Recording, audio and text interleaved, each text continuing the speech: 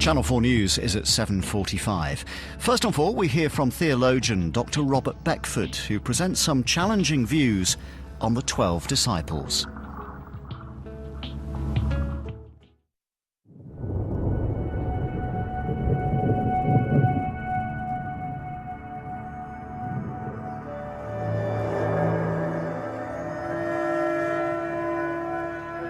Christians like me believe that 2,000 years ago, a group of 13 men met in a small room in Jerusalem to eat a Last Supper. The Last Supper is one of the world's most iconic images, famously painted by Leonardo da Vinci. The 13 men present are some of the most important people in the history of the world. According to the Bible, the Last Supper was the moment when Jesus announced to his 12 closest followers that he was about to die. That night, he was arrested, tried, and the following morning, he was crucified. It was a turning point for Jesus and his followers. His death could have spelt disaster for his new movement. Instead, it became one of the defining moments in the Christian story at Easter. I believe the world today more than ever needs committed disciples, people prepared to dedicate their lives to help others, to fight injustice and oppression wherever it is found. So I'm going to go on a journey around the world to investigate the disciple stories and see how they've been used by the later church. How some of them are heroes, while others are evil villains. And why some of Jesus' closest followers have been excluded.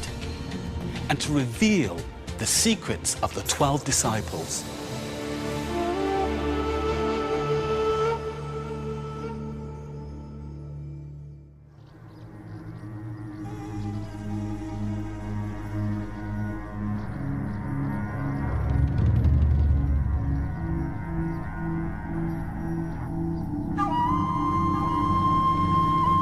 My search for the secrets of the 12 disciples begins in the ruins of one of the most important Roman cities in Asia Minor, Ephesus. When Leonardo da Vinci started painting the Last Supper in 1495, he was following a religious code that had its origins in the years after Jesus' death. A code that has shaped the Christianity we know today. I believe the real inspiration for this painting didn't come from Da Vinci, but from another man 1,500 years earlier.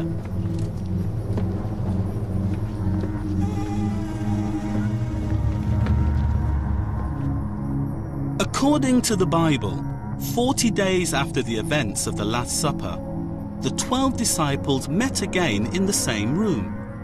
The Holy Spirit descended on them and filled them with a new mission: to go out as apostles to spread the message of Jesus.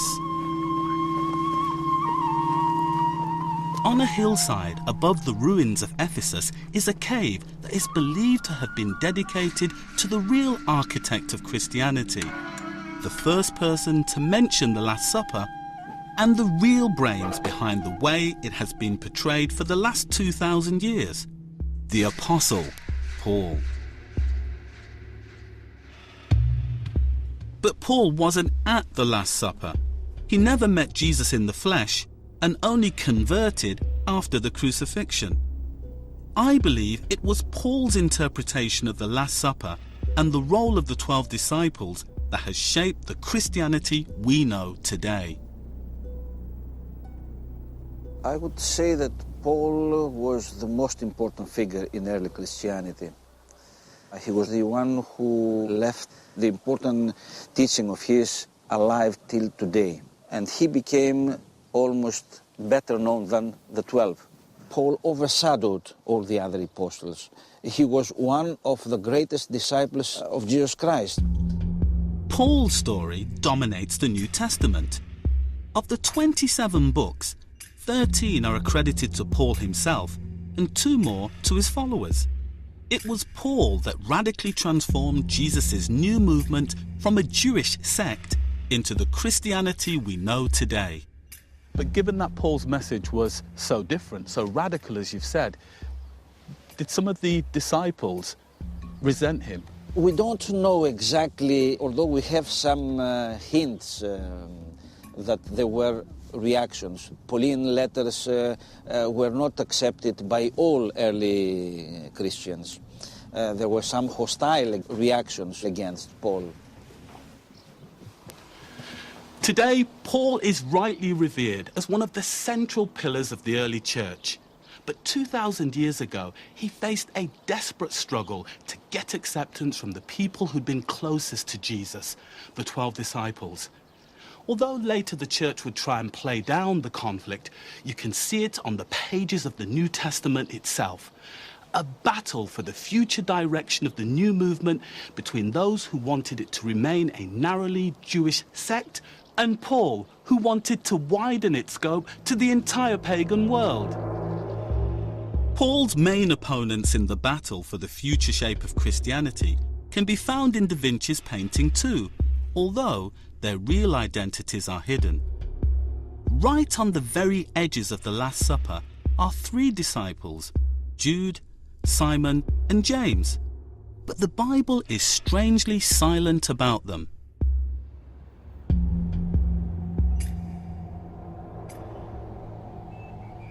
The most intriguing question about these 3 is why we know so little about them. Why are they so obscure? After all, the disciples were the celebrities of their day. Is it because the gospel writers and later church fathers preferred that they remained in the shadows?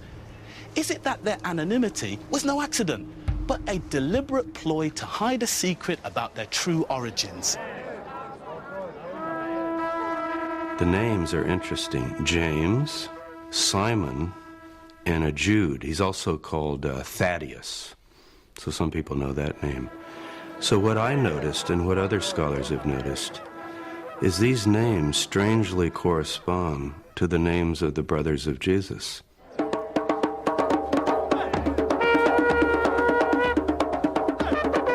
Just as today in Jewish society, family was extremely important in first-century Jewish Palestine too. Like any other Orthodox Jew, Jesus had a family. A mother, a father, 4 brothers, and at least 2 sisters. But it seems that later Christian writers did their best to vilify them. One of the things that has stuck in a lot of people's heads, if you do mention the brothers of Jesus, they'll say, oh, but they didn't believe in him. Where is it in the Bible? There's one passage in the Gospel of John, chapter 7, where Jesus is going to go down to Jerusalem, and the brothers say, well, why don't you reveal yourself publicly? And the gospel writer comments, they did not yet believe in him. It seems that Jesus' Jewish family was an embarrassment for the church. They couldn't be completely erased from the records as they were too well known.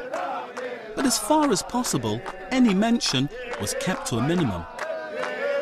They're living as Jews. They are Jews in every way. They're keeping the Jewish law, the Sabbath, the festivals. They are thinking of themselves as messianists, I think would be the word, not Christian. What James, Judas, and Simon believed stood in stark contrast to what most Christians, including myself, believe about Jesus today. They didn't see themselves as Christians, but as Galilean Jews who had no interest in setting up a new religion, but reforming the old one. And they saw Jesus, their brother, as a tzaddik, a righteous Jew, a teacher with a new code of ethics that could help people live a good life. The later Christian belief that Jesus was the Son of God, born of a virgin, who was sacrificed, then resurrected to save the world from sin, would have been completely alien to them.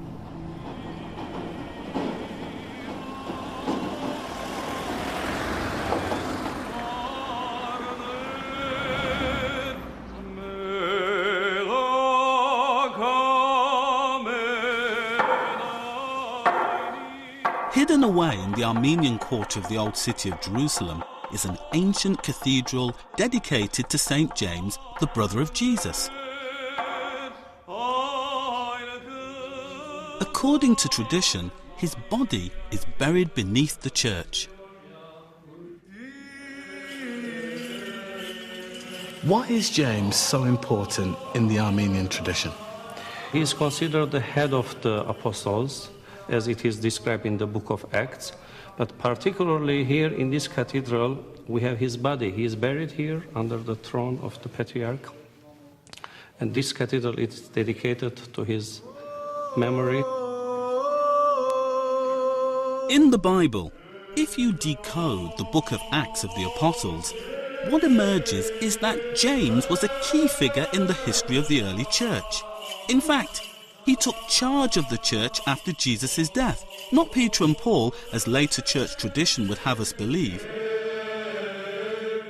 Countless later sources confirm him as the first bishop of Jerusalem, the headquarters of the new movement. According to an alternative story, it's hidden in the New Testament, but it's actually in the New Testament, but it's everywhere in later records. When Jesus dies, he turns things over to his brother James, not to Peter. According to all of our early sources, James is in charge. Jesus' brother is in charge of the movement. And after James's death, it was another of Jesus' brothers, Simon, who followed him as leader of the new movement. The Jesus family dynasty continued for at least another 100 years before disappearing from the pages of history. So what's going on here is an attempt by those writers that support Paul above James. They can't completely erase James and the brothers, but they minimize it. There's no passage in the New Testament where James gets the authority given by Jesus, and yet outside the New Testament it's everywhere. The victors get to tell the story. The Jesus family began to lose control of the new movement when the Romans destroyed the Jewish temple in Jerusalem in AD 70 after a long and bloody siege. The focus of Christianity then moved to a new city, the capital of the Roman Empire, Rome. And from then on, Christianity did its best to consign the family to the shadows, a hidden secret about Jesus' life. There's a sort of an ugly subject that's hidden in all this. Anti-Semitism is the word for it. I think if you ask the question, why are the three mystery apostles a mystery? Why is James, the leader, not mentioned and emphasized? It's ultimately because of what they represent. It's not just let's hate the family for no reason. They represent an alternative version of the faith that is very Jewish and that stays Jewish to the end. And I think there's such a distaste for that later. We have texts of early Christians past the New Testament to say, we have nothing in common with the Jews. There's just, and even the word Jew becomes the kind of word that you spit out, the Jews. That's why I think the family is written out. It's because of what they represent.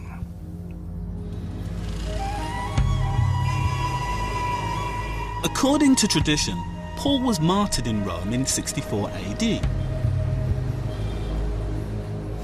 His grave is believed to lie below the Church of St. Paul's outside the walls of Rome. Above the apse is a massive golden mosaic that illustrates the victory of Paul's version of Christianity. Paul is depicted at the right hand of Jesus, with his key follower Luke by his side, and beneath him, at his feet, are the other disciples. If we were to rewrite the list of the disciples today, where would we place Paul? Would he be at the top? Would he be the 13th? No, he would be the first because the Christianity we have is in fact the Pauline Christianity, I would have put him first because even the church has accepted him as a first. Although Paul wasn't present at the Last Supper or the events that followed it, it was his version of Christianity that triumphed. It was his later followers that created and used the stories of the 12 disciples to fit their own purpose. In the next part, we see how they took the story of the greatest disciple, the prince of the apostles, Peter, and used him to give the head of the church in Rome his power to rule 1 billion Catholics.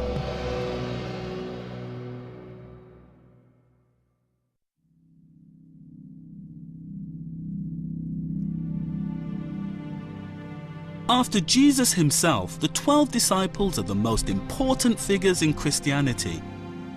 Their example of dedication and self-sacrifice is supposed to be an inspiration for us all. But far too often, they have simply been used as symbols of power.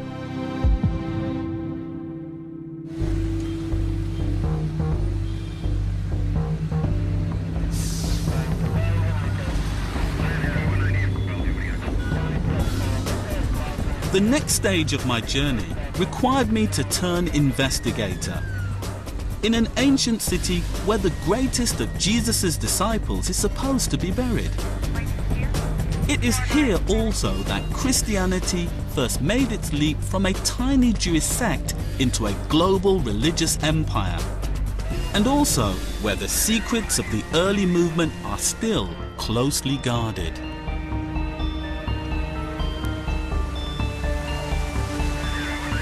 As Paul's new Christianity spread around the Roman world, it needed a head. Rome was the most important city, and so its bishop gradually took control of the new church. To legitimize that power, he also needed a link to the 12 disciples. Today, the Pope's authority over the world's 1 billion Roman Catholics derives from the belief that the disciple Peter died and was buried here almost 2,000 years ago.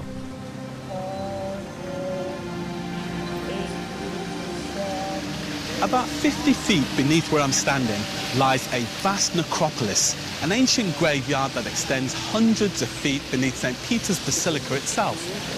It's thought to date back to Roman times, to the time of Jesus and the 12 disciples.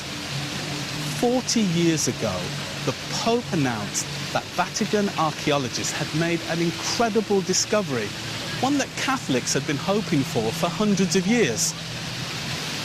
On the 26th of June 1968, the Pope declared that the actual bones of St. Peter had been found.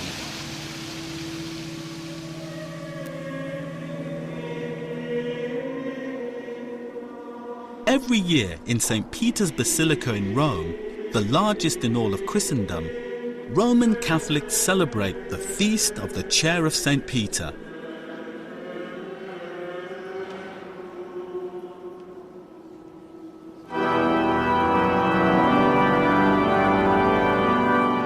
This feast celebrates the chair Peter is supposed to have first sat in when he came to Rome almost 2,000 years ago. We have the 12 apostles, and amongst those 12, a special place is given to Peter. We think especially of those words of Christ to Peter, "You are Peter, and upon this rock I will build my church." Why is Rome important for the church? Well, in Christ's time, Rome was the most important city of the Roman Empire.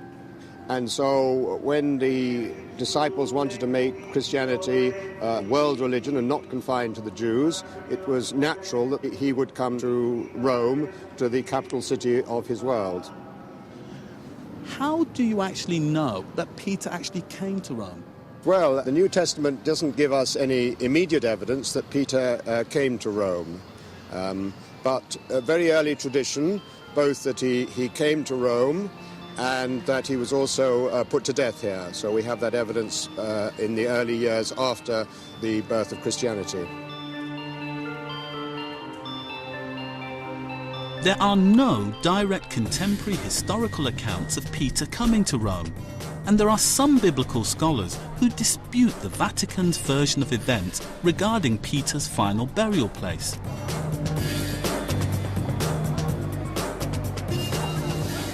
For Peter, we cannot make a seriously strong case for Peter being in Rome. We have to rely on later, legendary material.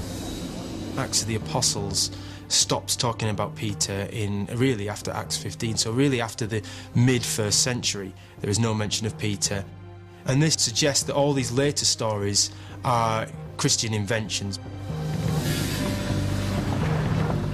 In 1939, the Vatican began a huge archaeological dig underneath St. Peter's Basilica. Its purpose was to find concrete proof of the tomb of Peter and show once and for all that he had died and was buried in Rome. The dig was carried out in total secrecy. Only when it was finished was it revealed to the world. Dr. Olaf Brandt is the secretary of the Pope's own Christian Institute for Archaeology, the organisation responsible for any excavations carried out on Vatican territory. What did the Vatican claim it had found? Well, essentially St. Peter's tomb. How important a discovery was that, to find the graveyard and the tomb of St. Peter? It's important because it's fascinating. It's not important because it doesn't change anything. Because the tradition of the Church already said that Peter died in Rome, that he was buried in Rome. So these excavations changed things only if you didn't believe in that tradition. So from the Church points of view, it just confirmed what the tradition already said. Beneath the basilica, the archaeologists unearthed a huge Roman graveyard. So this is the general view of part of the excavation. Exactly under the altar, they found what the Pope had been hoping for, a large memorial structure Everybody agrees that the Pope declared was the tomb of St. Peter. The Pope then called in another Vatican expert, a close personal friend. This expert came up with an even bigger result, that she had found the actual bones of St. Peter. The announcement caused a storm of controversy in the academic world. We can make of this exactly what Pope Paul VI ordered to be written on the box where these bones are preserved. These bones are believed to be the bones of St. Peter. Paul VI probably believed those were the bones of St. Peter, and that's fine. I know other persons who believe those to be the bones of St. Peter. In a scientific context, it's difficult to produce evidence for it. But you are free to believe it. Or disbelieve it? Yeah.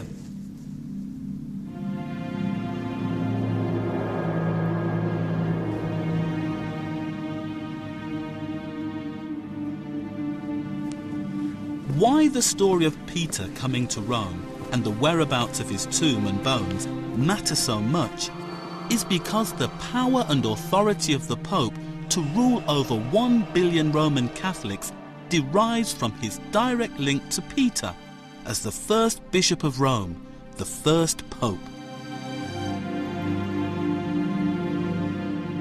At the Church of St. Paul's, outside the walls of Rome, there is a portrait of every pope from Peter to the present day. But there are some scholars who dispute the historical accuracy of this list. If you want the most powerful church, you want to be linked to the most prominent apostle, which is, of course, Peter. These lists associated with popes and so on and bishops are largely later creations designed to give legitimacy to the faith of the Roman Church.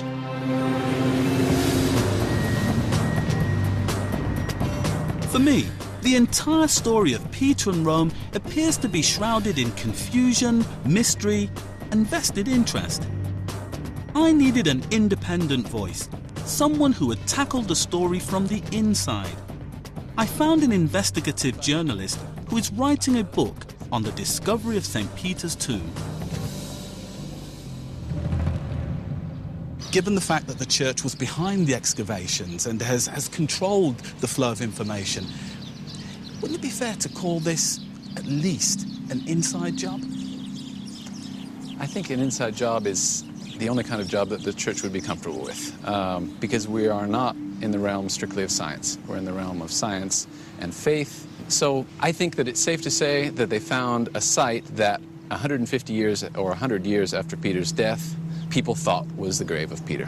However, we're talking about a century and a half after Peter's death, in a situation where his body was almost certainly not recovered.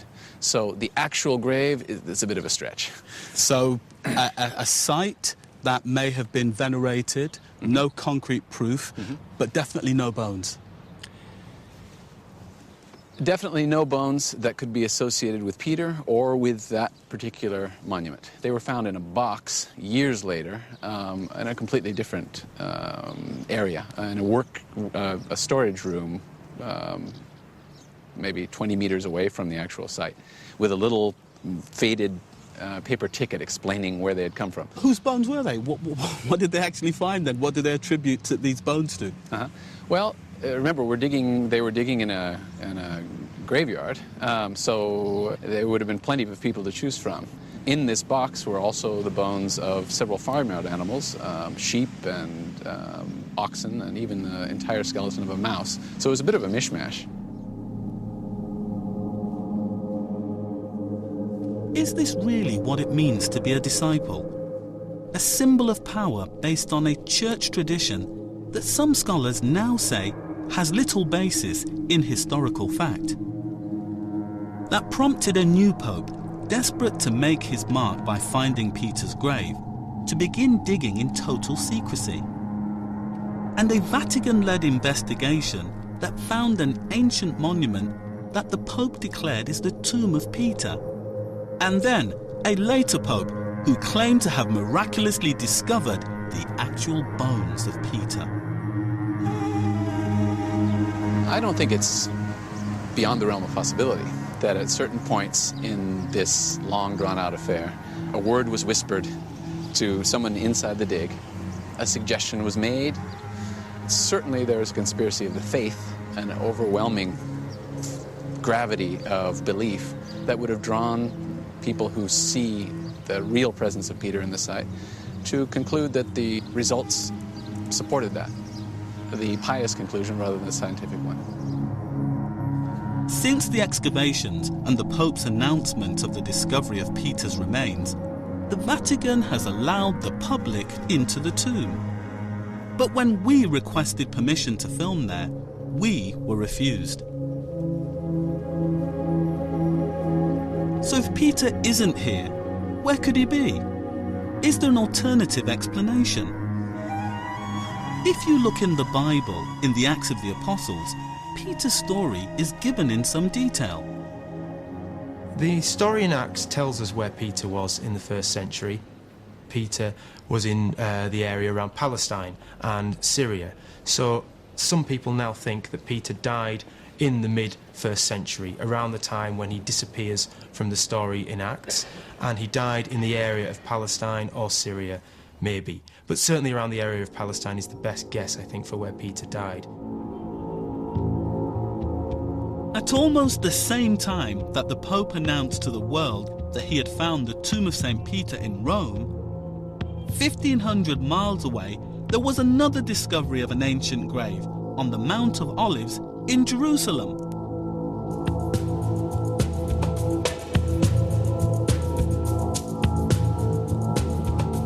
In 1953, 2 Franciscan monks were digging in a cave when they discovered hundreds of 1st century ossuaries, coffins, from the time of Jesus and the 12 disciples.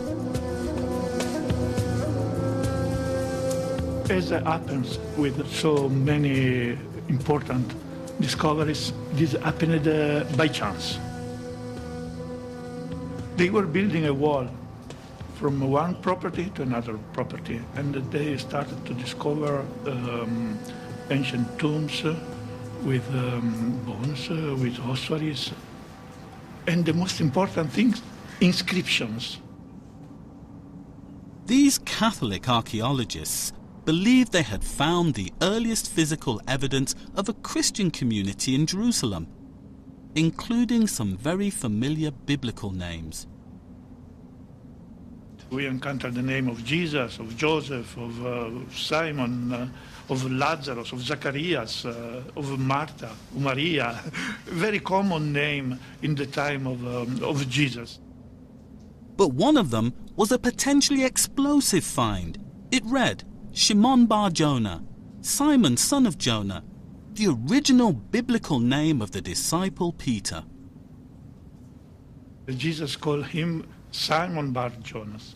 So it was very interesting to find not one name only, but the two names, the name of the person and the name of his father. This time, there was no papal fanfare, no global announcement, absolutely no publicity. The official line was that this couldn't be the grave of Peter. He was buried in Rome. Surely they must have been intrigued because it's so clear, isn't it? Simon bar Jonah, Jesus uses that name. Surely they must have thought that there was some connection there between this ossuary and Peter the disciple. Yes, sometimes you find the name together, but you don't have to jump to the conclusions and to say it is these known people and it is another known people, because it can be also some unknown people with the same name. What would that mean for the Pope and the Roman Catholic Church if that archaeological evidence that they suggest was correct and he was buried here? Exactly, it's impossible because the history and archaeology are together in saying that Peter is in Rome. But if these ossuaries are dated, as you've said, in the 1st century, and then the traditions of Peter being in Rome are later, the 2nd century, surely the archaeology and the history lies here with the ossuaries. The archaeology here is in regard only to a name written on a box. There is no other proof than what is inside the box are the bones of Peter. Instead, in Rome, the archaeology which is there is related to a tradition. The original bone box with the Shimon bar Jonah inscription is now stored in a small Franciscan museum in Jerusalem. We wanted to see it, but when we asked, once again, our request to film was refused.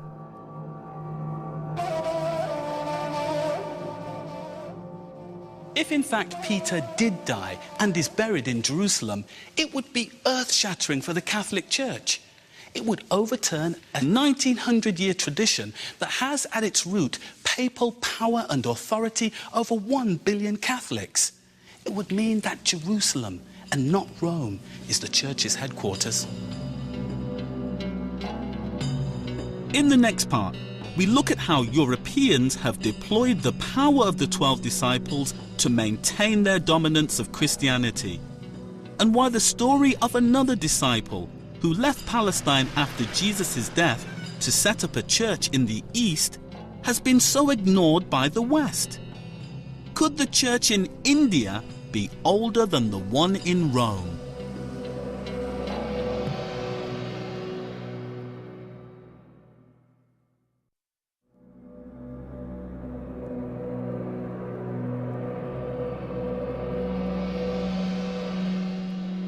In one of the most important passages in the New Testament, Jesus tells his followers to go and make disciples of all nations, to travel to the ends of the earth and spread his message. One disciple took this command literally and traveled further than the rest, but whose story has always been dismissed by Western scholars as Christian fantasy. According to tradition, just 20 years after Jesus' death, the disciple Thomas boarded a boat in Palestine and ended up in India.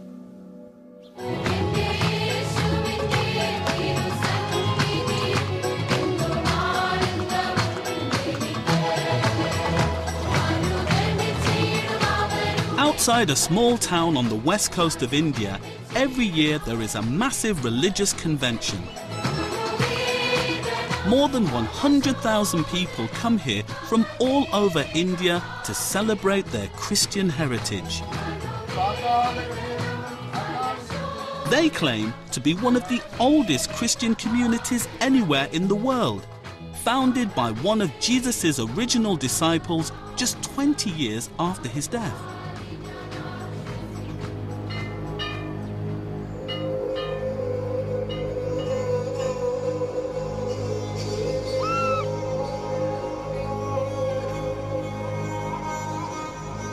If their story is true, the implications are huge.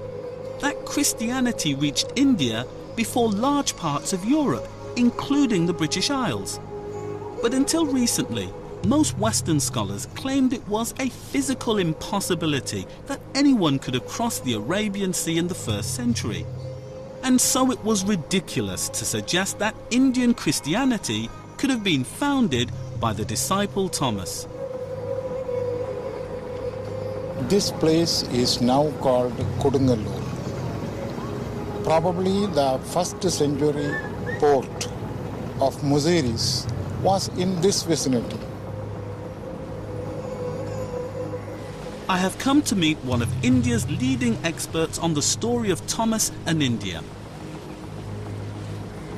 Using the monsoon winds, it was very easy for boats and ships to come from the east coast of Egypt to Muziris in Kerala. There is a 2nd century Christian text, the Acts of Judas Thomas, that tells how the disciple Thomas travelled on a boat from Palestine via Egypt across the Arabian Sea to India, arriving in 52 AD at the court of King Gundapharas. Now, people said that he never came to Gundapharas, there was no such king. So the story of the Acts of Judas Thomas, it's all a cock-and-bull story, it's only a legend. But then in the 19th century, the coins of Gundapharas were discovered in large quantities, and now it is proved beyond any doubt that there was a constant trade going on between Kerala and Rome and Greece. So it was easy for him to come. There is more evidence for the arrival of Thomas in India than for the arrival of Peter in Rome. But Peter's arrival is accepted universally, at least by the Western world. But when you speak about Thomas's arrival, people are skeptical.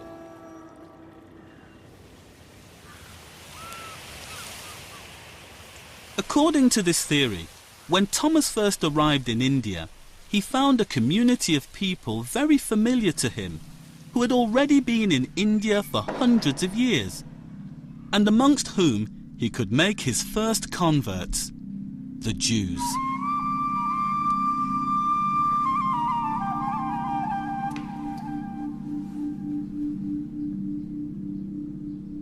Jews started coming to India at the time of King Solomon to the west coast for trade.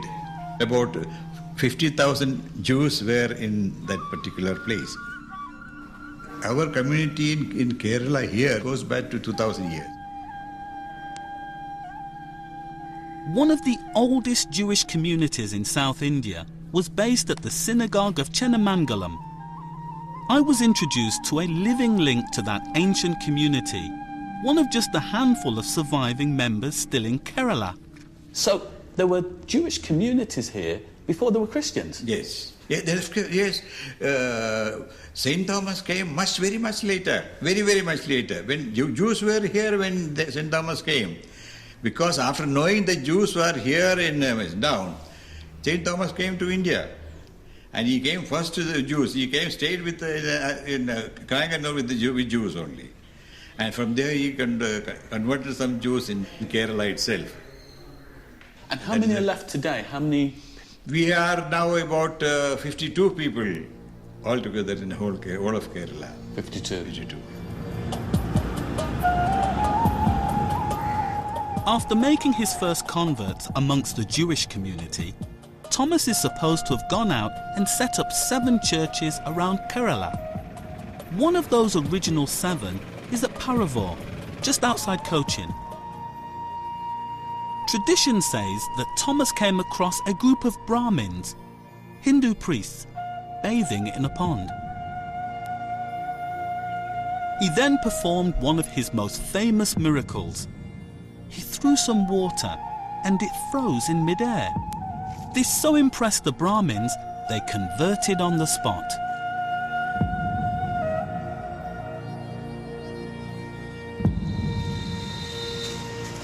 Wow. You can go down the pond. This is quite something. Of course, it's worth seeing. So tell me what happened here. When he landed, the church which we are going to see now was a temple at that time. And the festival was going on in the temple. And soon after his arrival, what St. Thomas did, he started preaching about Jesus Christ and Holy Bible.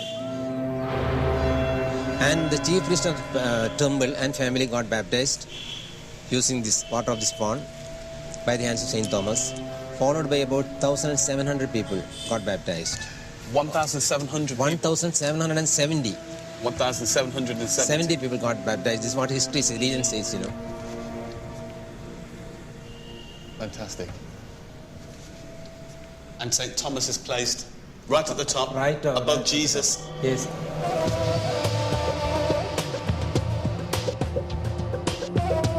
While Thomas's role in the founding of Christianity is now accepted by some Indian scholars, those in the West mostly still dismiss it as pious fiction.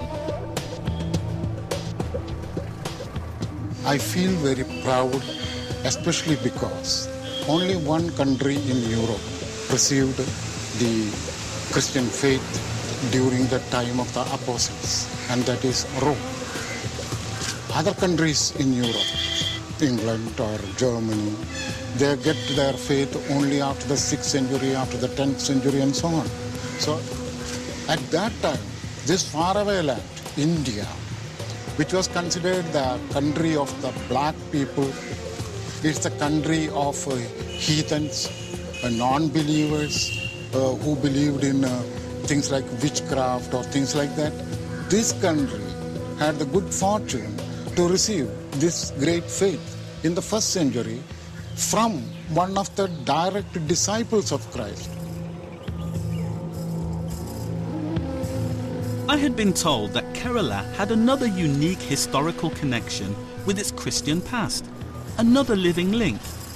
Families who claim they are descended from the original converts of Thomas.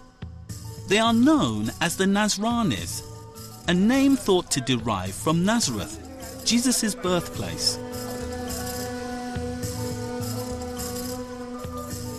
St. Thomasum ഞാനുമായിട്ട് എൻ്റെ ഒരു പിതാവായിട്ടാണ് ഞാൻ saint തോമസിനെ സ്വീകരിച്ചിരിക്കുന്നത്. He considers St. Thomas as a spiritual father to him, since the very beliefs were imparted to him through St. Thomas. St. Thomas definitely is a fatherly figure for him. Next to Jesus Christ, he keeps him, as the connecting link. For want of a better word, you have a spiritual bloodline through St. Thomas all the way back to Jesus. Yeah, 100%. St. Thomas is the man who baptized our forefathers. That's something great. We are very happy. This is a never-ending story, It is going to live till the end of the world. The end of the world almost came for the Thomas Christians in the 16th century. When the first Europeans, the Portuguese, arrived to colonize Kerala, they were stunned to find that Christianity had preceded them and refused to accept it.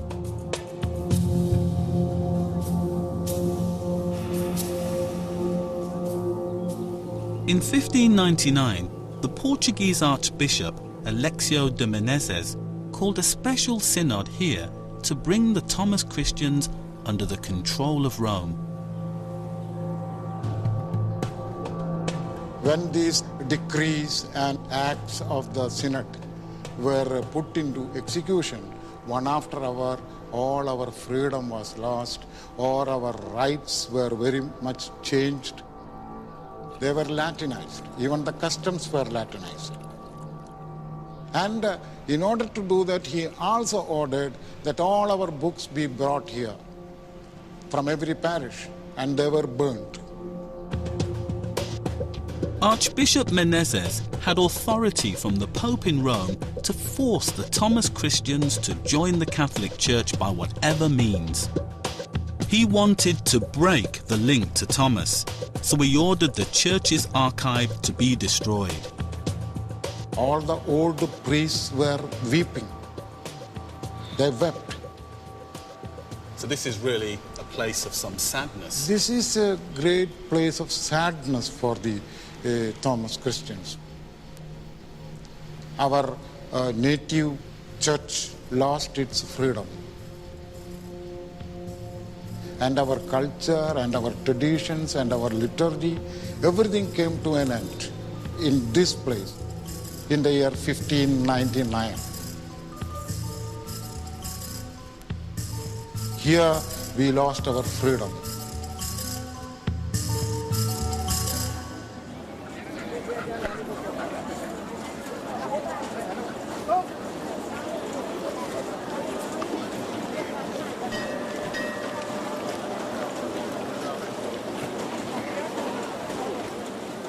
Today, 400 years after the Portuguese tried to eradicate the Thomas Church, Indian Christians have restored their spiritual link with Jesus' disciple.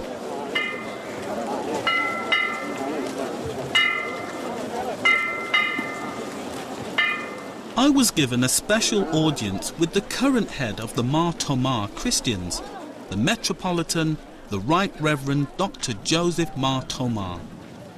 So why did the Portuguese try to suppress this tradition? They said that is all satanic. Satanic. So the Portuguese suppressed it because they couldn't believe it was truly Christian. They saw it as satanic. Truly Christian and Indian. And it couldn't be Christian and Indian. Indian traditions, they thought that it is all anti-Christian. Today, the Mar Thoma Christians owe allegiance to no one. Every year, they celebrate their independence at a special convention held in Kerala. So, given this particular heritage that you have, how do you feel about those who say that Thomas didn't come here, and in fact the tradition is made up? I will say the same question. Is there any historical document that Peter has gone to Rome? No. Both rest on traditions. If the tradition in Rome is correct, the tradition in India is also correct. The later church was very happy to exploit the stories of the 12 disciples to legitimize its power and authority, as long as it benefited Europe. But when it came to India, it tried to eradicate the ancient link to Thomas. And this attempt to Europeanize the church didn't just stop with Thomas. In the next part, we will see how a disciple was deployed in Christianity's battle with another emerging faith, Islam.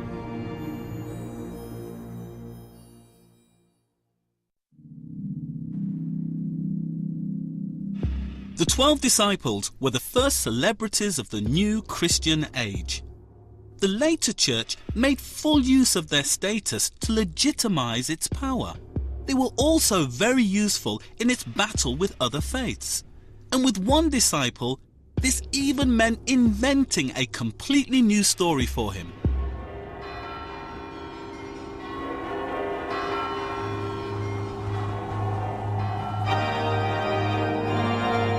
Santiago de Compostela in northwestern Spain is one of the greatest pilgrimage sites in all of Christendom.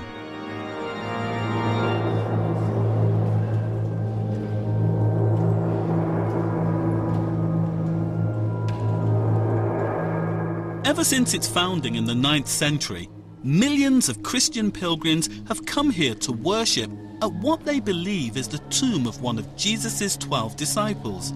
Another James, one whom the church regards as greater than the brother of Jesus. Although originally born in Palestine, this James is now not only the patron saint of Compostela, but the protector of the whole of Spain.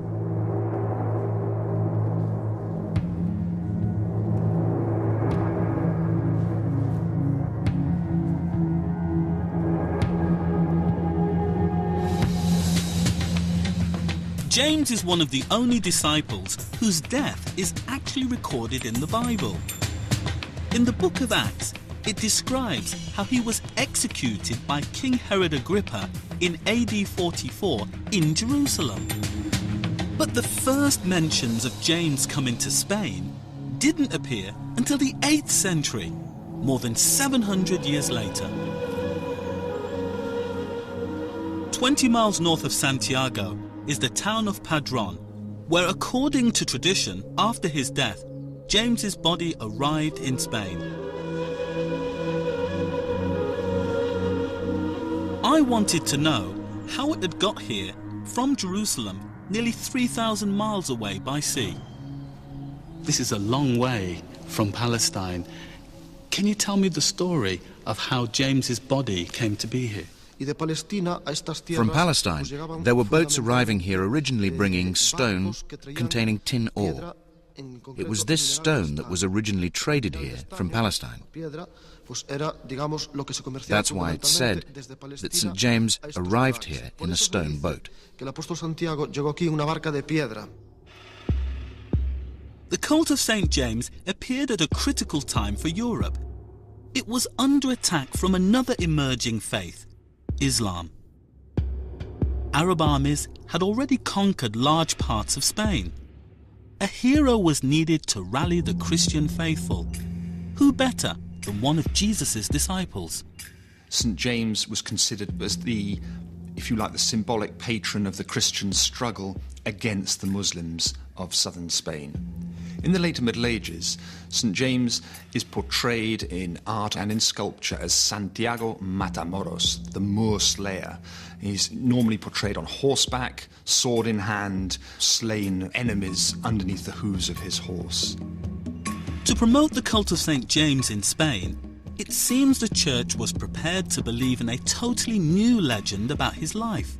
Under the altar of the church in Padron is a large stone pillar, to which, according to the tradition, the boat carrying St. James's body was moored when it arrived by river 2,000 years ago. As you can see by that inscription, it says in Latin, "Pia credito," which means by pious belief. But by pious belief, it does not necessarily mean that it's a fiction or that it's a fantasy. It has to be said that there's no definitive evidence that James had either travelled to Spain to preach or was buried in Spain until many, many centuries later. It's in the 7th century that we have the first reports or claims that James had travelled to Spain during his own lifetime to preach. There's also a hymn of praise from the Kingdom of Asturias in the north of Spain from the 780s, which makes the same claim. But none of these sources say that James was buried there. According to the tradition, James's body lay hidden in a secret cave for 700 years. Then a local hermit saw a star in the sky which guided him to the burial site. He told the local bishop, and several years later, the first shrine was built on the site, and the town of Santiago grew up around it. Today, a massive cathedral dominates the area. The dean agreed to show me the cathedral's historical archive. We know that the tomb of St. James was discovered in approximately 830. Here we can see the illustration of the Archbishop Theodomir of Iria Flavia finding the tomb of the Apostle James. la tumba del apóstol Santiago. And here is the illustration of Alfonso II. And beside it, we find details of the privilege he granted this shrine. Given that there were so many competing saints' cults, it was very important that a shrine had influential backers, that it had patronage, that it had publicists. And in the case of St. James, we know that members of the Asturian royal family were enthusiastic supporters. At the end of the 19th century, the cathedral authorities began a massive archaeological investigation beneath the cathedral. It was a time when Christianity was under attack from new developments in science and history. The religious authorities were desperate to find scientific evidence to reinforce the legend of St. James and keep the faithful happy. They first uncovered a vast Roman necropolis, an ancient cemetery, with tombs dating back to the 1st century.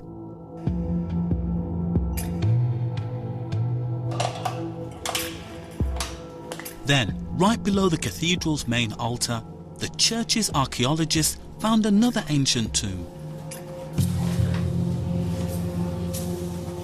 There they found the urn that contains the box that holds the remains of the apostle and his 2 disciples, St. Athanasius and St. Theodore. This was in 1879.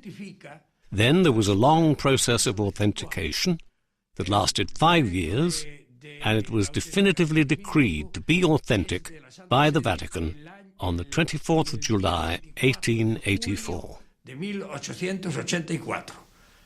Can you be sure about what you found? Can you be absolutely certain that here we have the bones of the apostle? Now, in this case, there is a very high level of certainty. We could say that all reasonable doubt, whether these relics are authentic or not, has been overcome. In other words, certainty outweighs all reasonable doubt. Jose Suarez Otero is an independent local archaeologist. From an archaeological point of view, we cannot guarantee that it is actually the Apostle St. James who is buried there. The problem is that those remains may or may not be the remains of the Apostle St. James, and it will always be difficult to prove it either way. Is it important that the bones and the tomb are those of St. James? Everything that has been built here and the flow of pilgrims have both been because of this fact. Of course, it is in our best interests that it is never proven to be a calculated untruth, like some people nowadays claim it to be.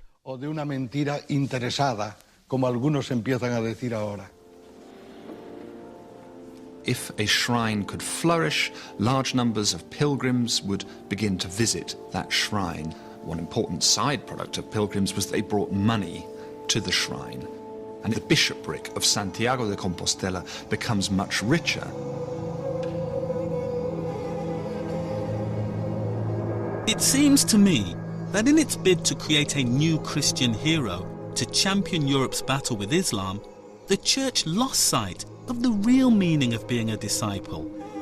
How they were prepared to commit their lives not to fight other believers, but to combat injustice and oppression all over the world.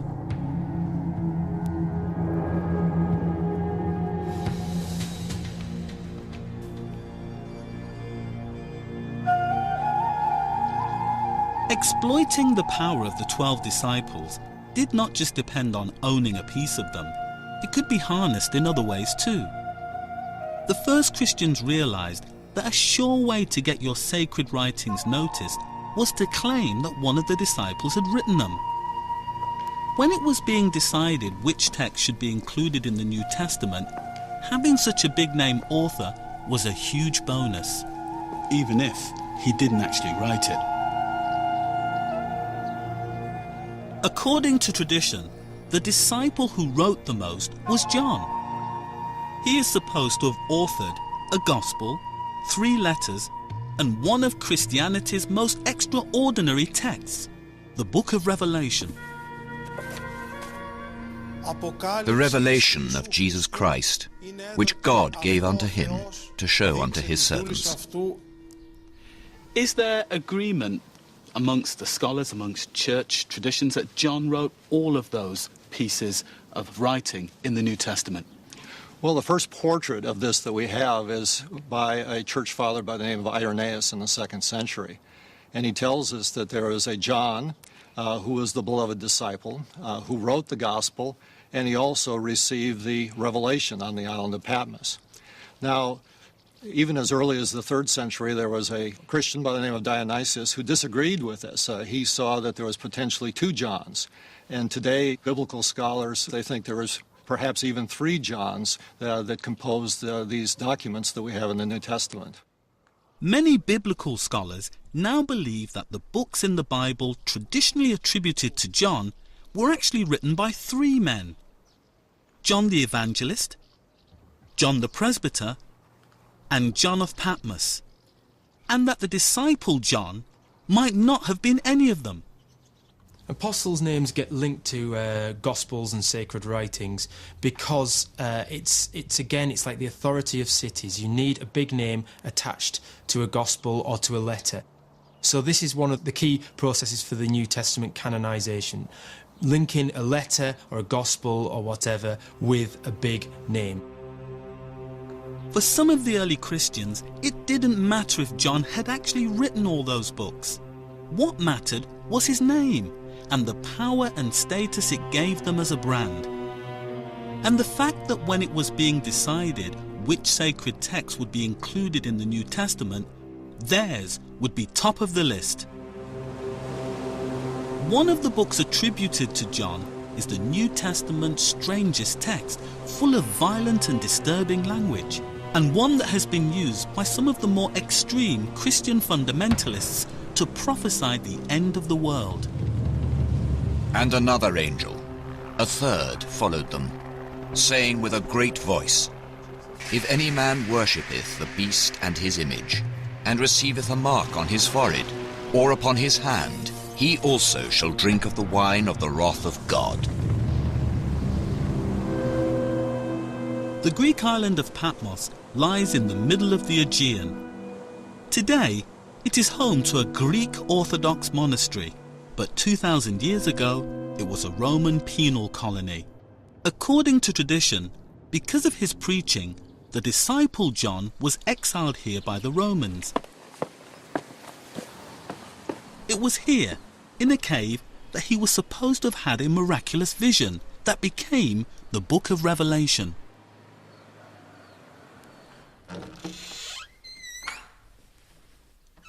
Το μέλλον της ανθρωπότητος.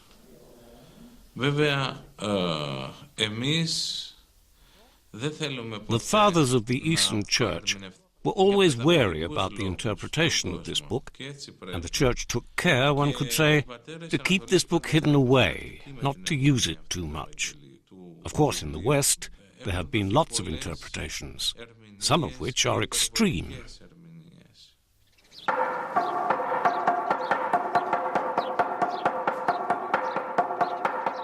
Like many people, I find the book is full of disturbing images and written in a code that's hard to understand.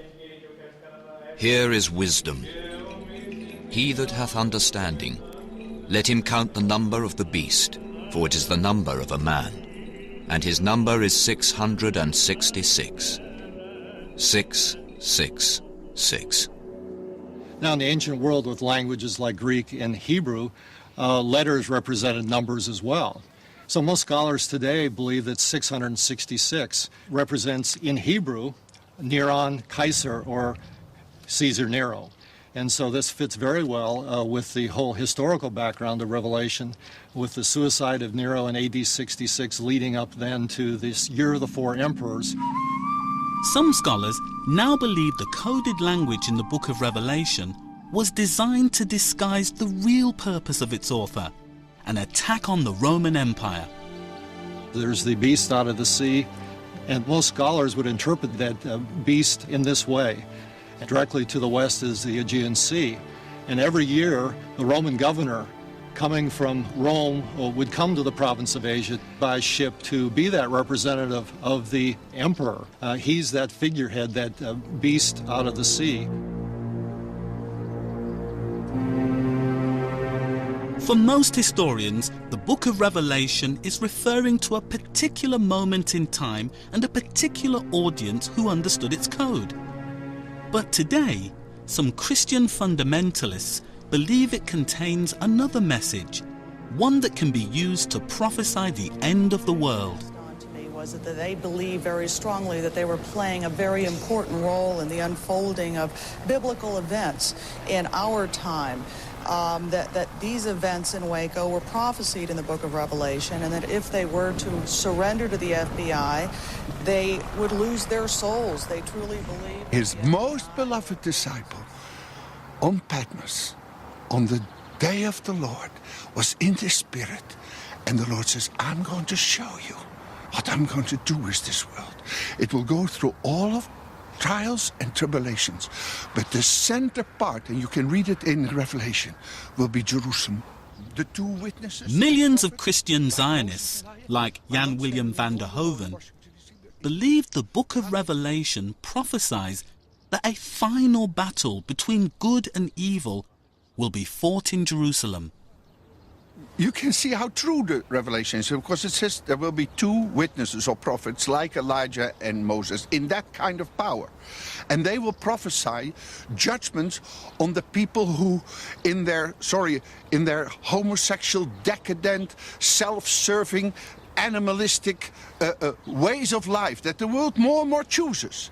We have to serve what is in us, our pleasure. So if you serve the beast, the animal inside yourself, long enough, you won't mind it when the beast is being put by the devil and says, now you serve him, you worship him outside yourself. Christian Zionists believe that before Jesus can return to earth, Jews have to return to the homeland, Israel must be permitted to continue its occupation of Palestinian lands, and a new Jewish temple must be built in the center of Jerusalem.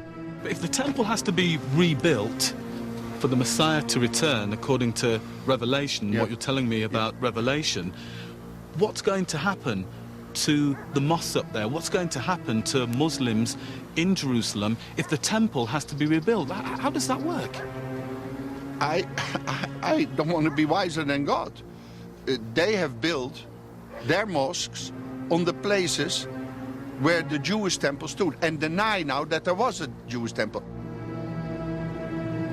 Whoever the person was who wrote the book of Revelation, most scholars think it certainly wasn't John the disciple, but his name has been used to authenticate one of the most controversial and dangerous books of the Bible. And the consequences are with us today, as millions of Christian Zionists use it to justify their support of Israel's continuing occupation of Palestinian lands. Is bringing Jews back then part of helping to fulfill the Absolutely. It's part of fulfilling I was yesterday with a Dutchman, and he says there are people now going all over the world, to the Jews in Argentina, in Brazil. And says, bring go them home. back. Yes, yes. But if they all come back, what's going to happen to the Palestinians who are here? How does that get played out in Revelation? The Arabs have more than 21 nations. So they can go elsewhere? I would say to the Arabs, if you want to be an Israeli Arab, you're welcome. Ahlan wa sahlan. But if you don't want to be an Israeli, you have 21 nations to choose from. So they can go elsewhere? Yes. I think we can clearly say that Revelation is the most abused book in the Bible. Even through the history of the canon for 2,000 years, it's been subject to abuse. God does not want to frighten mankind. God, the Church, the teachings of Jesus Christ, the Gospel, our traditions of the Eastern Church, none of them want to scare mankind. In the next part, we look at one of the most famous disciples, one who for the last 2,000 years has been portrayed as the greatest villain in Christian history. But does Judas deserve his wicked reputation? Or is what he did a perfect example of what it means to be a disciple?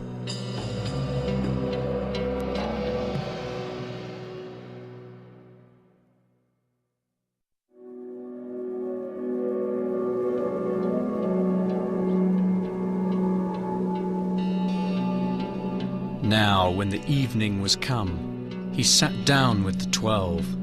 And as they did eat, he said, Verily I say unto you, that one of you shall betray me.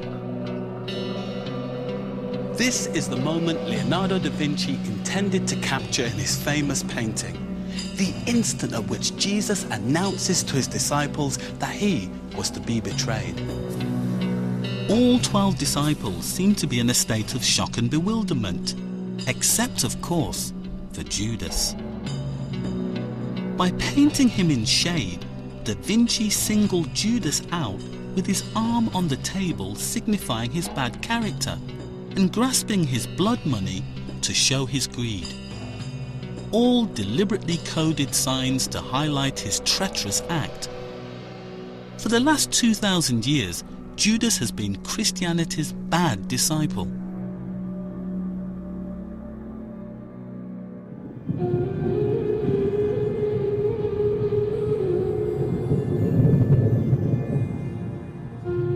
The holy city of Jerusalem is the place where Christianity began. The setting for the passion of Jesus, his death and resurrection. I want to follow the trail of Jesus' last hours, and in particular, the part played in them by the disciple Judas.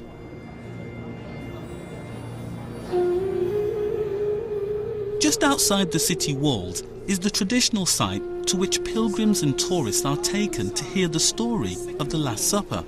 During the Passover, the Last Supper. And the Last Supper, it was preparing in lived together, prayed together, worked together, and here they ate together. But the hall was much bigger and very different. According to the tourist guides, it is here that Jesus had his last meal with his 12 disciples and named the man who would betray him. Jesus came here. Jesus said that somebody will trade him, betrayed it, yes, by Judah in this holy place.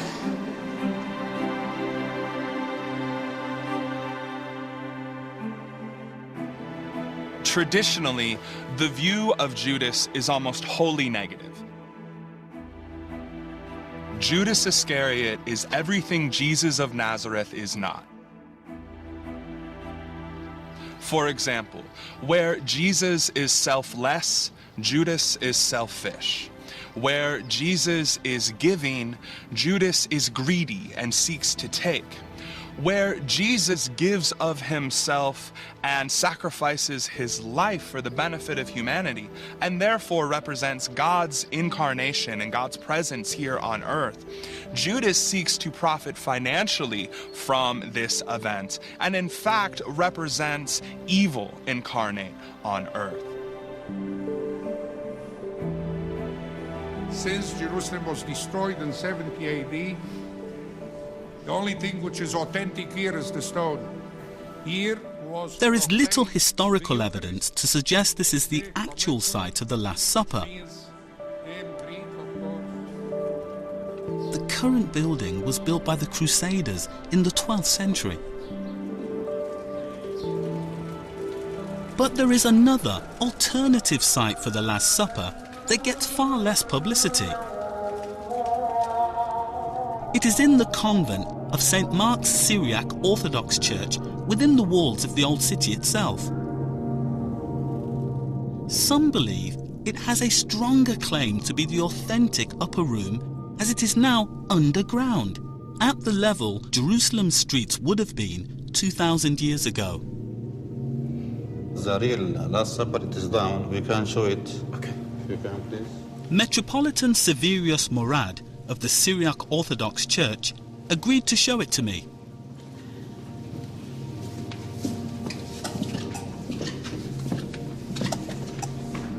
And thank God we are now in the real Last Supper, where our Lord Jesus Christ made here in this upper room. First he finished the Pascha of Jewish, and after that he washed the feet of his disciples, and the last he gave him his body and blood. How do you understand Judas in your tradition? We believe that Judas himself, he made this big wrong, especially he loved the money, You can call someone a Judas, and people understand what you mean. You're saying that I'm disloyal. You're saying I'm a betrayer. You're saying I'm a traitor. I'm not a good person. We can look back at the first century and see that Judas and Jesus were two of the most popular names that you could give a Jewish son. By the time we get to the 4th century and we have the establishment of the official Christian religion with the Emperor Constantine converting, the name Judas completely drops off the map. He signifies everything that's wrong with being a disciple. That is right. In our church, he is bad disciples. For that, we lost him. Our church forget them forever.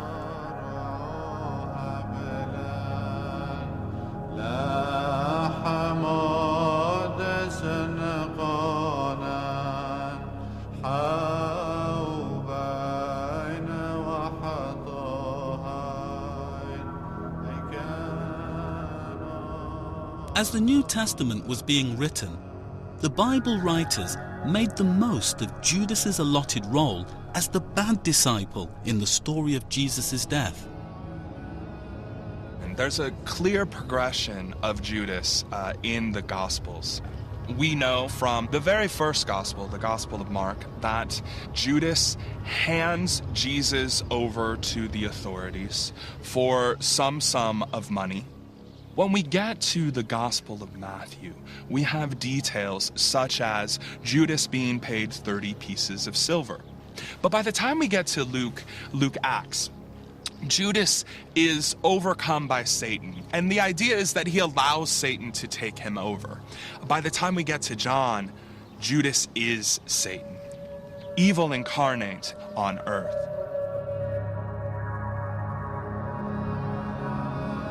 For the next 2,000 years, whenever the Last Supper was painted, Christian artists used a series of coded visual devices to signify Judas's evil nature. In some, he was given a black halo to make him stand out from the other disciples. In others, he was depicted sitting the opposite side of the table to the rest of the 12. And in Da Vinci's painting, he was seen to be grasping his blood money, the reward for his evil treachery.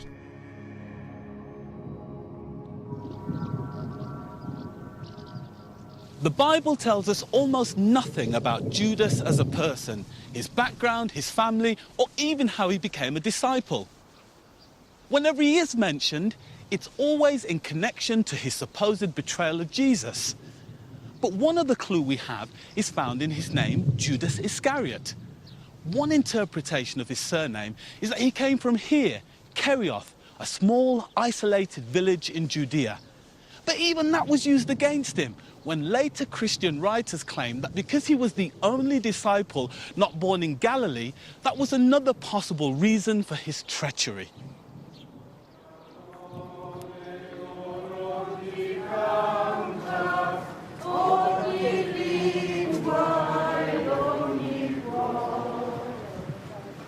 Today, Christian pilgrims come to Jerusalem to follow the route that Jesus took as he was led to his crucifixion 2,000 years ago.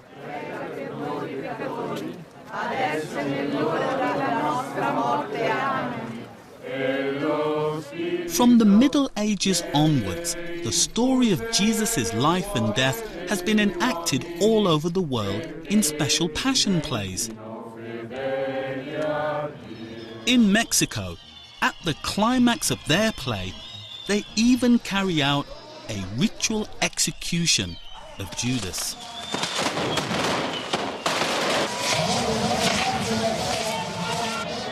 Judas was always used to represent evil. He is the scapegoat. He is the fall guy. We will pay you 30 pieces of silver.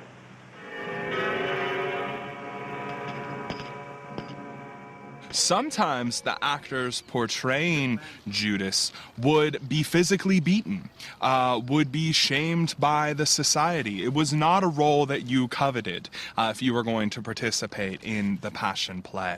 It's not just Judas Iscariot, the historical figure, that becomes vilified. What we have is the name Judas become synonymous or equal to Jewish. And so we have Jesus and the other 11 disciples become Christians, become Gentiles, and Judas remains the only Jew. When he becomes associated with the Jewish people, we see an unbelievable rise in anti-Jewish violence. People would lose their lives. They would be humiliated publicly. And part of this is owed to the idea that Jews are Christ killers or God killers.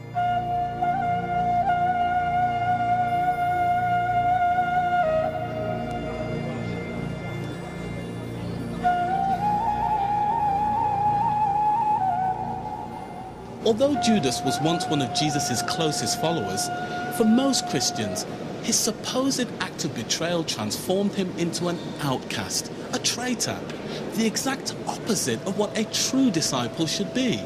So, there are no patron saints, no shrines, no cult of relics for Judas, no gospels or letters in the Bible with his name attached, no churches named after him, and no prayers or hymns sung in his memory. I even feel uncomfortable mentioning his name in this church, the holiest in Christendom, the place where most Christians believe Jesus was crucified and rose from the dead.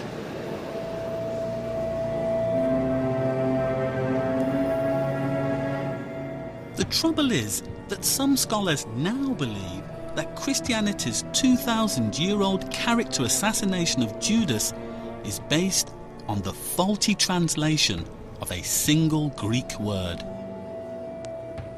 Verily I say unto you, one of you which eateth with me shall betray me. The word that is translated as betray in English, in Greek is parodidomi, and it doesn't mean betray. It means to hand over. The most common examples of this come in terms of military conquest. When one general has been vanquished by another, he will symbolically hand over his sword, property, and his soldiers to the general who has conquered him. But we see it translated as betray in English, and this is incorrect. The mistranslation of this word, transforming Judas into a traitor, is now thought only to have appeared when later church fathers first translated the Bible into Latin in the 3rd century. But that is a revolutionary idea for most Christians who believe in the traditional view. You're suggesting that they have demonized him based on a misinterpretation of the word to betray. Yes, and as Christians, we believe that Jesus was handed over to the authorities and that it was necessary for him to go to the cross and die, and that this was part of God's plan. What if God chose a human being, Judas, who was not divine, who was fully human, to be part of this? What does that say about God? That perhaps God can use us to help in the salvation of other human beings.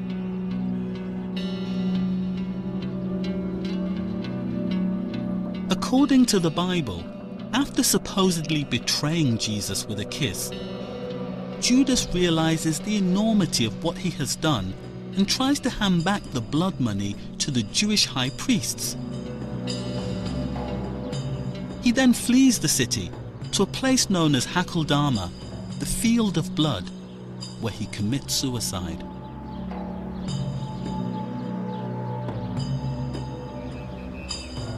Although today the hill is full of rock tombs, Judas's body has never been found. In the eyes of the church, by committing suicide, Judas compounded his sin, a sin for which some say he cannot be forgiven. Today, on the top of the hill above Hakeldama, there is the Greek Orthodox monastery of Saint Onesiphorus. Could he ever be forgiven for what he did? I don't think so. According to the gospel again. If Christ himself told us that it was better not to have been born, he took his life himself. Because he took his life, he can't be forgiven. The life belongs to God. Life belongs to God. Yeah.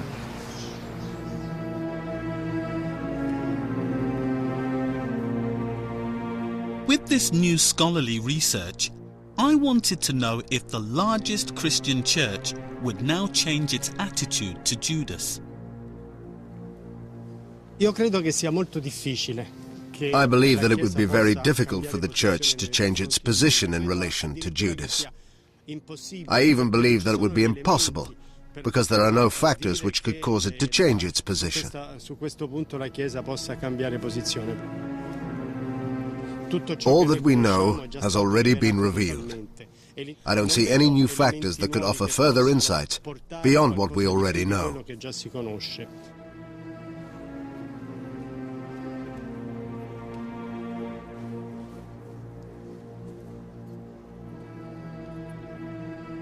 In my search for the 12 disciples, it seems that the man singled out by the church as the ultimate example of a bad disciple could in fact be quite the opposite.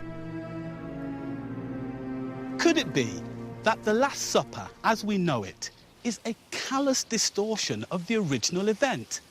That there was no betrayal, no disciple corrupted by greed, and no treacherous kiss in the Garden of Gethsemane?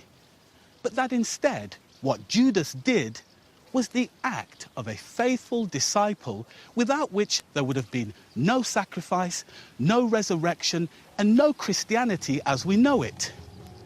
For 2,000 years, has Judas's reputation been cruelly manipulated by the church?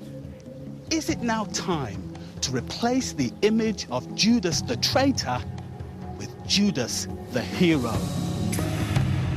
In the final part, my investigation takes me beyond the traditional list of the 12 disciples to see how the church deliberately excluded some of Jesus' original followers, and also to find out the real significance of these 12 people, why they are still so important for the world, and how anyone can become a disciple.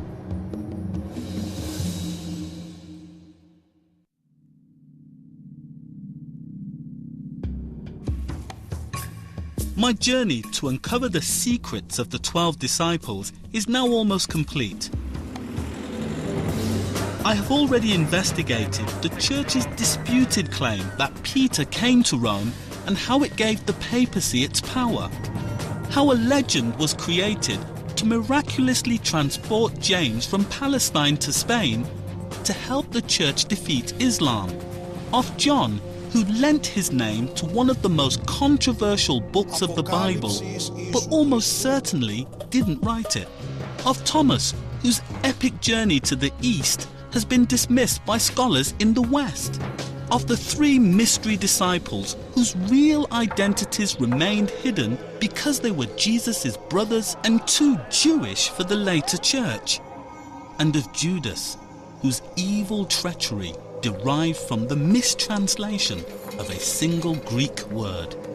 And then, of course, there is the most important disciple of all, the one who has had the biggest impact on the Christianity we know today, and the man most responsible for the way we now understand the events surrounding the Last Supper, even though he wasn't there, the Apostle Paul. But are these the only disciples? Surely there is a glaring omission, one that has a direct bearing on how the church is governed today. Something that still causes division and bitter conflict throughout the Christian world. The complete lack of any female disciples. If there had been even one, there would be no debate today about women priests, bishops, and even the possibility of a female pope.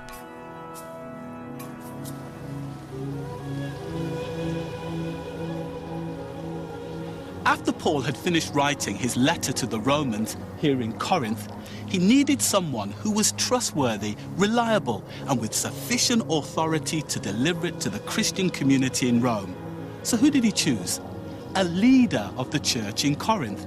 Someone he describes in the letter as a patron, a deacon, a serving minister within the church. But this wasn't a man, it was a woman called Phoebe. A few miles away from Corinth are the remains of an ancient Roman port. 40 years ago, the sunken ruins of a 4th century church were discovered here. Some believe it was dedicated to Phoebe. Phoebe was probably a wealthy woman because St. Paul calls her a benefactor or patroness, prostatis in the Greek. So she was a woman of some eminence possibly and substance. What does this powerful story of Phoebe mean to women in the church today? What does it say? It says to me that women were a part of the hierarchy, they were a part of the community, they were vital for its spread and its growth, and those possibilities are all available today. The image of God, which St. Paul says we are called to show forth, is not male. The image of God is not female. The image of God is male and female. The two become one flesh. I mean, hey, inconceivable that you could have a single-sex kingdom of God. Phoebe is not the only powerful woman in the story of the early church. In fact, the New Testament is full of them. There is, of course, Mary, Jesus' mother, and Mary Magdalene, one of his most famous followers. But there is also Joanna, Susanna, Priscilla, Tryphena, Tryphosa, Persis, and Julia. And then a certain woman called Junia, whom Paul describes as outstanding among the apostles. This title so offended later Christians that they tried to alter it. No one could imagine that a female could have been called an apostle. So the Junia, the woman Junia became Junias, a man. And fortunately we have now evidence, textual evidence that indicate that it was originally a woman.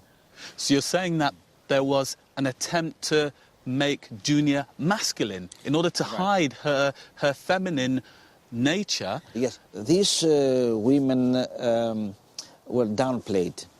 And in my view, this happened because the tradition in the society was not ready to accept these radical changes introduced by early Christianity.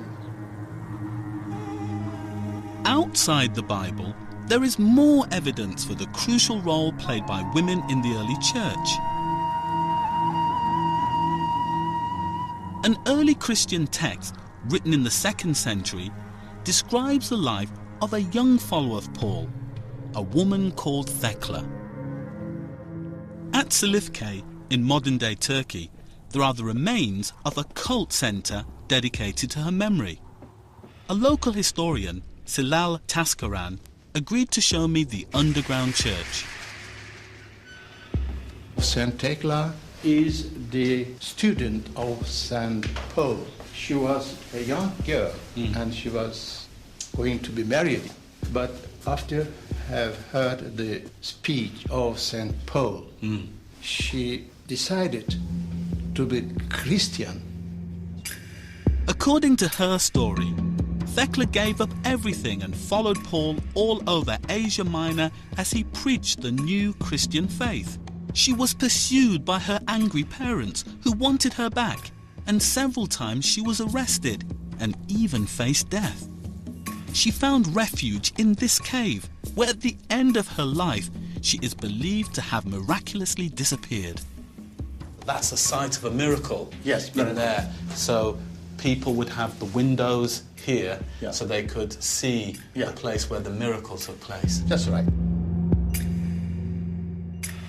Later Christians built a huge complex in Thecla's memory. The original basilica was over 80 meters long. At the time, it was one of the biggest churches in the world and attracted thousands of pilgrims.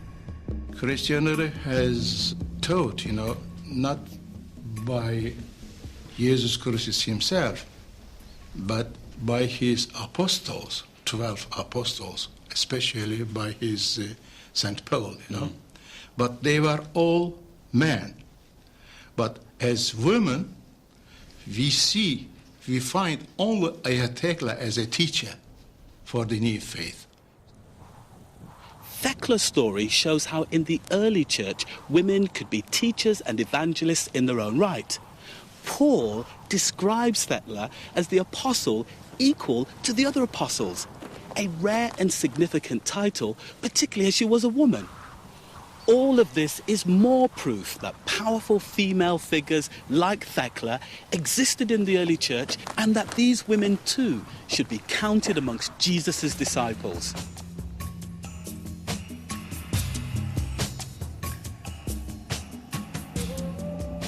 At the Cave of St. Paul in Ephesus, there is some extraordinary visual evidence that illustrates the negative attitude of the later church fathers to women. Next to the ancient image of Paul, there is another painting of Thecla.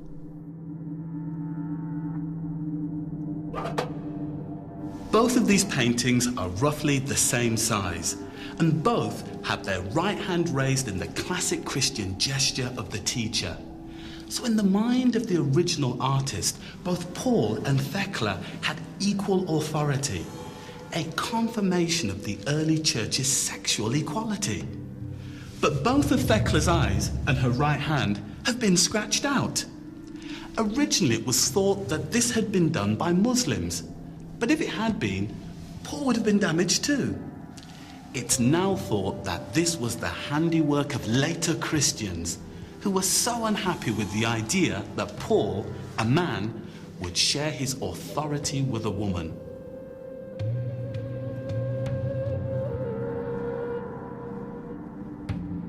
It seems even Paul, the most powerful of all the disciples, was subject to the will of the later church.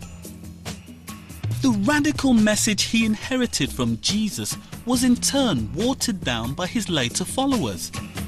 But it is that message which is the most important reason for my journey.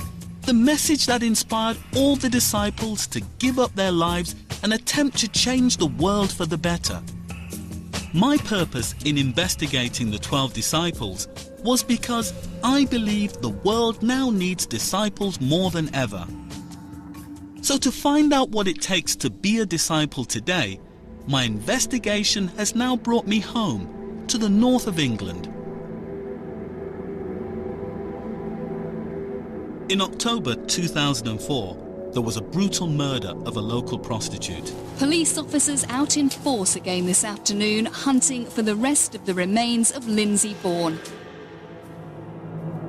In the same year, a group of Christian women decided to set up an aid organisation to help the city's street prostitutes. They called themselves the Joanna Project, inspired by one of Jesus' original female disciples. There's this woman character in the New Testament. She decided to give up her status, give up all she has to follow Jesus and became his disciple. And we just thought it's such a good example. When Jesus was in the Bible, he went to the places where society said, you shouldn't go. He went completely against everything that society thought of as acceptable. The women to me are friends and are people that I value and I love, and it's just, that's my motivation. How are you doing anyway? All right, up and down. Really? Isn't this risky? Because there have been a lot of prostitutes who have been killed up and down the country. There have even been problems here in Leeds. There is a degree of risk, but then I think there is I think life is risky. We have a people carrier, which is like a mobile drop-in. So we normally drive around the area, and whenever we see girls standing around, especially in such cold nights, it's all about friendship. Have you ever heard of Teen Challenge? It's like a residential rehab in Wales. You know, you come off drugs, yeah, that's not really, you can lock yourself in a room and come off them. But they deal with like all the issues, all about you being able to have a new life and actually having a new start. Last year, the Joanna Project worked intensively with 12 Leeds prostitutes. 6 of them are now off the streets and drug-free. It seems to me that you're saying that discipleship isn't just about a title, it's a way of life, it's an action. Oh, totally. It's not just an instant transformation, it's a journey, it's learning, it's walking alongside the women and supporting them, crying with them, laughing with them, having fun with them. And it's just about doing life with people. Right, thank you very much for talking to us. Thank you for talking to us, more like. The fact is that anyone can be a disciple. Anyone prepared to follow the message that Jesus first spelt out to his disciples in Palestine in the 1st century. It doesn't matter whether you are male or female, rich or poor, black or white, of whatever creed, colour or nation. It doesn't matter if you believe all the legendary stories about the 12 disciples or whether you accept all the things they are supposed to have done and said. The secret of being a disciple is not about power or authority for the church. It's not about worshipping relics or where a particular disciple is buried, or even about who wrote which bit of the Bible. What it is a way of life spelt out 2,000 years ago by the followers of Jesus.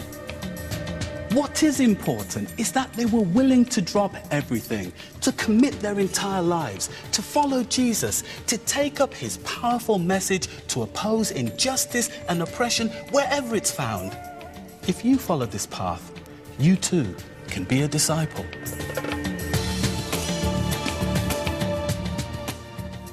If you want to follow up the issues raised in this programme, go to Channel 4's Faith and Belief website. The address is channel4.com/belief. Tomorrow night from 10:35 on Channel 4, From Betrayal to Crucifixion, it's Mel Gibson's brave and brutal religious film drama, The Passion of the Christ. Next tonight, Samira Ahmed and Easter Sundays, Channel 4 News.